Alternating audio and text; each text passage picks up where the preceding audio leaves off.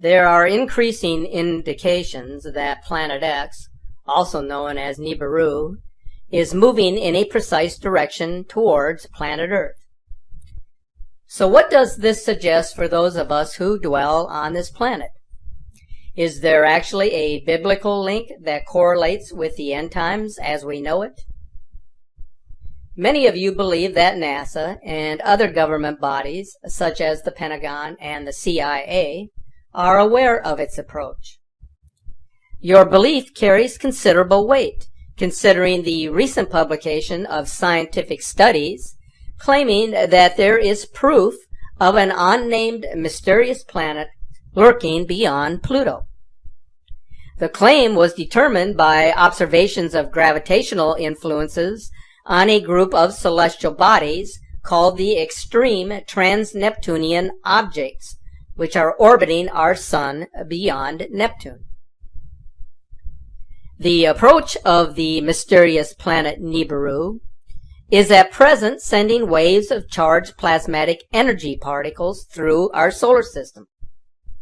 The flow of energy will finally affect the core flows of the Earth and result in catastrophic changes in Earth's climate, which is without a doubt occurring on an escalated scale. Planet Earth has been feeling the effects of this inbound planet or system of planets since 1996, with records showing a troublesome increase in seismic and volcanic activity, extreme weather patterns, and catastrophic disasters. U.S. and Russian governments are aware of its approach, as is the Vatican hierarchy, which is keeping a watchful eye on the heavens with their sophisticated telescope perched high in the mountains of Arizona. In the meantime, the public is being kept in the dark regarding this approaching apocalypse. The consensus by many is that such an event would annihilate 2/3 of the world's population, while 2/3 of those who survive the initial impact will perish over time due to starvation and exposure to the elements. The question that persists with respect to Planet X is whether this mysterious planet that scientists now claim exists beyond Pluto is the same planet that is believed to have wiped out much of humanity thousands of years ago. There is, however, more to the story than what meets the eye. Based on the research study known as extreme trans-Neptunian objects and the Kazi mechanism, signaling the presence of trans-Plutonian planets, posted in 2014 in the Journal Monthly Notices of the Royal Astronomical Society letters, there are at least 2 planets, part of our solar system, larger than Earth, lurking out there beyond Pluto, and whose existence can be noticed through their gravitational influences. So it is fair to say that NASA understands that these planetary objects are a serious threat to our civilization. It is widely perceived that researchers had proposed that the so-called Planet X was at least 10 times as large as Earth and was most likely situated at a distance of 250 astronomical units from our Sun, with an orbit of 10 to 20,000 years. There is an understanding that an approaching large body or a star system of planets and moons can trigger considerable differences in magnetic activity, and recent data from our magnetosphere indicates that this is what is now taking place. There were even suggestions that Google Sky had revealed an area in space that had been censored by NASA, showing the winged globe moving through our solar system. So are these subtle warnings an earnest attempt to inform us that an apocalyptic situation is at hand, which is coming from out of this world, something previously unknown to humanity, records kept over the ages? If we consider the ancient era of Atlantis and Lemuria and what happened to these civilizations, is it any wonder that NASA would redact the location of this incoming body on Google Sky or in their own imagery? Every week, NASA appears to have learned something new that was unimaginable, and yet they want us to imagine that Planet X Nibiru is unreal. As you can envision, the gravitational consequences of a sizable planet moving close to the inner solar system would spell huge problems for planet Earth. Not only are we witnessing climate extremes and a shifting of the Earth, but we are now bearing witness to the very real observations that the four seasons, as we have known them, are now blending.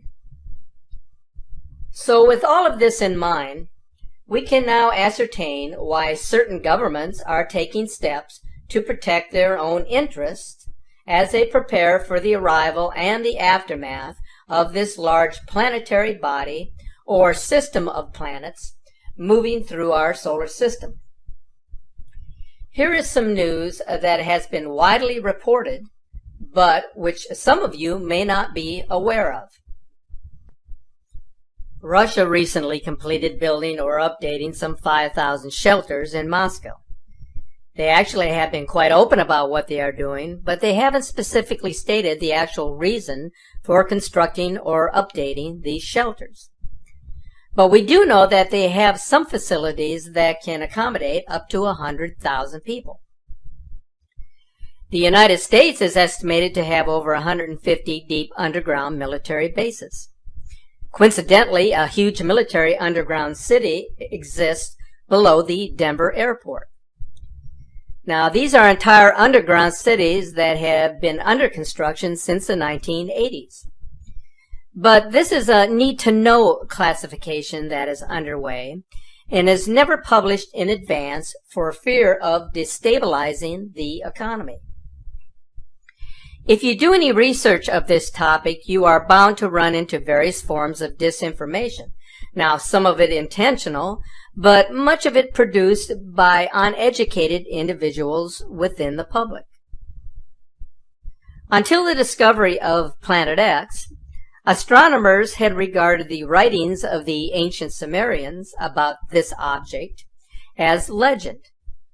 When Planet X was discovered in 1983, they suddenly learned that the Sumerians were not the primitive people they had been made out to be by intellectuals of today. Have you ever wondered what the real purpose of the Hubble Space Telescope was intended for? It was not to explore the universe and the solar system, as some have suggested. Rather, the reason for constructing this multi-billion-dollar telescope and then placing it in orbit was for the purpose of observing the inbound Planet X. A June 6th interview with a Hubble insider states this fact as to the Hubble's purpose. He watched this mysterious body through the Hubble telescope and stated that this thing looked as if it was nearby. And the Hubble got cut off, and they encrypted it, and that was the end of any transmission. So let's listen to this interview. Back in the 1950s, most people aren't aware of it, but there was a scientific storm in America all through the late 50s about this thing out there in space, because the astronomers were all watching it, and that was back when they weren't afraid to talk about it. It was in the science magazines. I mean, I had a subscription to, like, Popular Science, and hell, it was on the front cover of the magazine one day in, like, 1961, and of the California coast, and a humongous tidal wave coming in towards the coast, and having grew up in the mountains of the Sierras, and this thing in the magazine, it said this tidal wave coming in was going to be at least 3 miles high, and I went in and showed it to everybody in the house, and they laughed, and they said, look, it says right here, there's nothing to worry about. It won't be here for another 50 years. Hey, guess what? That 50 years has came and gone. And this baby's out there in the sky. They've been watching it. I watched it. And I can tell you, this thing has got so much trash coming around it. You know how we live in a solar system? We've got 9 planets and a big sun. This thing has got 7 planets and its own sun. The years as it went by and we watched it, it got bigger and bigger and bigger. And then finally, about '08, we could see this thing like it was across the street. And we could see that it was a blazing hot ball of fire giving out sparkles of red iron oxide dust for thousands of miles in every direction. And you could see the planets circulating it. Now, I'll tell you one thing that I really am nervous about. I think this thing's got a planet like ours circling it. This is its own solar system. We're about to have a solar system come through the middle of our solar system. This can't be good. But unfortunately, it looks as though that's what's going to happen. We were looking at asteroids right close to this thing. There's asteroids that are floating around right near the, that are orbiting the main sun itself. These things appear to be about 500 miles across. This thing looks like a giant red teardrop-shaped dust cloud, and you can see once if you're able to see it up close like we did, you can see every speck out there. Now, these CIA people that I know say that we're not going to be that close to it when it goes past us. They're saying that in order to attain breakaway speed, when it comes up around the backside of the sun, its speed will at least double, possibly more, which will put it here earlier than everybody is saying it will, and that this thing will probably be about 20 million miles from us when it crosses in front of us. And then as soon as it flips us upside down, we're going to go into its debris field. These CIA guys told me that this pole shift will probably happen from start to finish in around 28 minutes. That doesn't give you a lot of warning. When you see that thing out there in the sky, you're going to have to run as fast as you can to your underground facility, because this is going to happen so fast. Now, see, here's another thing nobody's talking about. You've got this giant iron planet that they say is 47,000 miles across, getting ready to come up past us. And when it starts to approach us, it's going to start and have real serious effects. So is it a planet or a failed star? It's not a failed star. You know, I saw this thing up close. It did not look like a failed star. It looked just like our sun. Right. Okay? Would you call our sun a failed star? No. Okay, well, you had said planet. I wasn't sure if it was like a failed star, brown dwarf, or a full sun. So it's a full sun? It looks to me like a miniature sun, just like the one we have. The only difference is our sun is giving off flames and stuff, and this one's doing the same thing as it, but it's giving off this red iron oxide cloud of dust around it, and until it got close, we couldn't even tell what was in there. We could see it was hot, and it looked like it was just a dull red when we were first able to discern it through the red cloud. But as it approached, it started to become more apparent that this thing is just orange hot. Right. And it's got this enormous, and I mean enormous, at least 50 or 100,000 miles on each side of it, this red dust cloud that goes all the way around it. I know when we were watching it, as it started to make the upward swing to approach behind our sun, it was amazing. The red dust cloud settled down. Instead of being round, it started to settle down into a V, like wings, upside-down wings. Right. And I thought, boy, I wonder if that's where the ancient Sumerians got the idea this thing had wings, because, you know, centrifugal force is a funny thing. When it comes back up around the planet, when we see it in the sky, my guess is it's going to look like it's got wings, because centrifugal force is going to be pulling the red iron oxide dust and particles out to one side. This thing's going to look like a big red dragon, exactly like all the ancient Sumerians and the Chinese and all the rest of them that had documented this thing's passing before. It didn't look like a cloud with a superheated star in the middle of it. And, I mean, you know, and that's what we've seen. So, you know, I don't care what anybody else says. There's a possibility. There's more than one thing out there. You know, I watched it through the Hubble Space Telescope, and when this thing looked like it was across the street, the Hubble got cut off and they encrypted it, and that was the end of any transmissions we had to watch. And we know that the Hubble, in order to be in the shadow of the Earth, had to be at an angle, and so that meant it was looking downward. Right. And this thing was coming up underneath of us, and I tell you the honest to God truth, I personally think this thing is real close to us right now. But, you know, that's just my general feeling that, you know, and I'm a pretty psychic guy. I have the feeling that this thing is right close by and that we're going to see it any time. Okay? Because, listen, they've known about this thing forever. And I mean, they've known about it forever. I mean, if I read about it in a science magazine in 1961, that tells you that, I mean, it's only 1,800 years away. How could they not be able to see it when it came around the backside of the last sun and headed this way? Right, right. You have to know they've been watching it, because if you know, Carl Sagan was showing stuff that they took with their old telescopes that was billions and billions of miles away. And this thing's only 1,800 years away. Well, and by 1930, it was only 70 years away. You know, we do estimate that this thing, let me give you a thing, maybe you can figure out your own timeline. We estimated that this thing is traveling around 3,500 miles an hour, okay? Okay. That was our estimate of its speed. Now, it has been picking up speed, and that's the reason why we think it's going to arrive early, because when it comes around the backside of the sun, it's got to double that speed in order to attain breakaway speed to leave the sun and not wind up orbiting it. It's never orbited the sun in the past that we know of, so that means that it's going to have to attain breakaway speed to head back out into space. Now, you look at the NASA videos, photos, and all this other crap those morons put on the internet. This thing is coming in, it's going to, as soon as it goes around the top of the sun, it's going to go back out into space. Right. And it's going to do this really fast. When it goes past us, it's going to go past us so fast that we'll almost have no time to get ready. That's my opinion, but, you know, just drawing it out on paper a few times and thinking about it, and I went, you know, if this thing picks up enough speed to make breakaway speed, then that means it's going to come past us. You know, this thing, according to what I was told, is that this thing is approximately 47,000 miles in diameter, you know, 4 or 5 times the size of the Earth, and it'll come past us, and we won't have a lot of warning, and we won't get to see it in the sky until it's on us. Now, I was told that the poles are not shifting at 42 miles a year, they're shifting at 42 miles a day.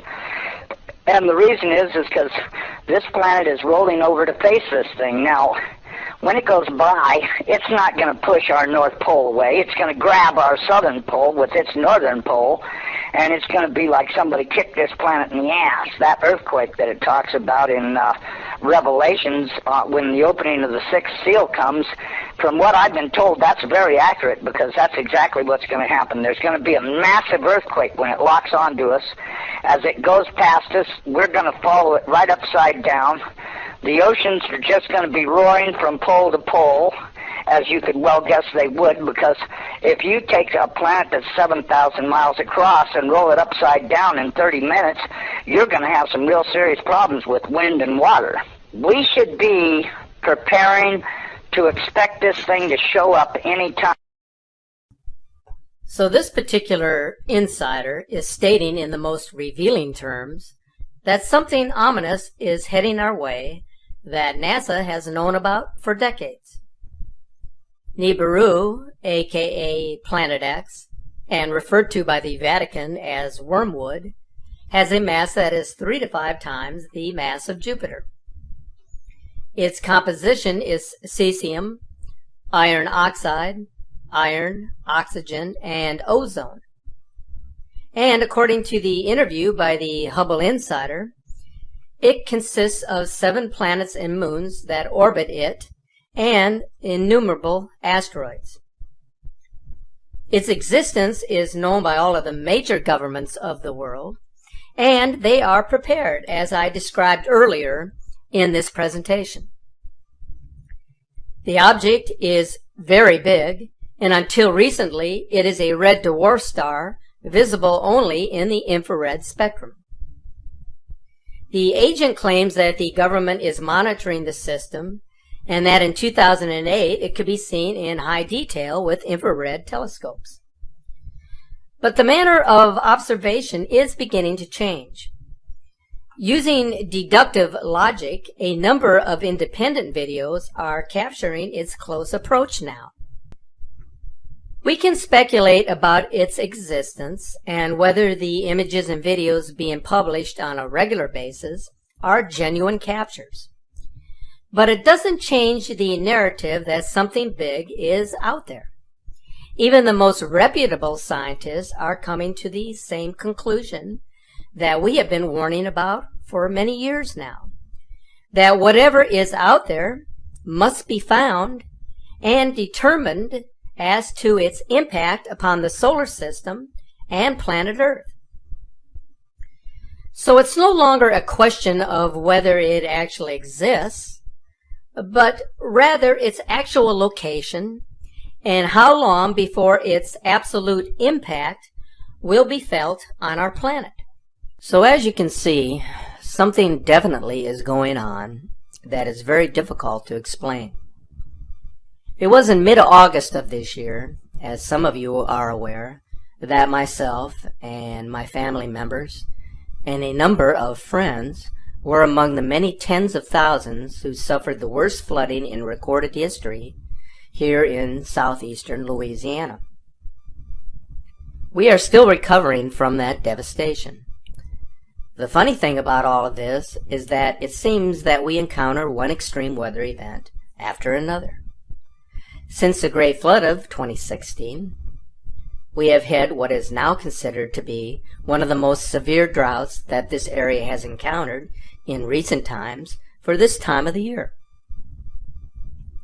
Not only has our temperatures been steadily above normal, but the rainfall has registered less than 1/4 of an inch for the past 2 months. So I can tell you firsthand from my experiences that things are changing quickly here on Earth and in the heavens.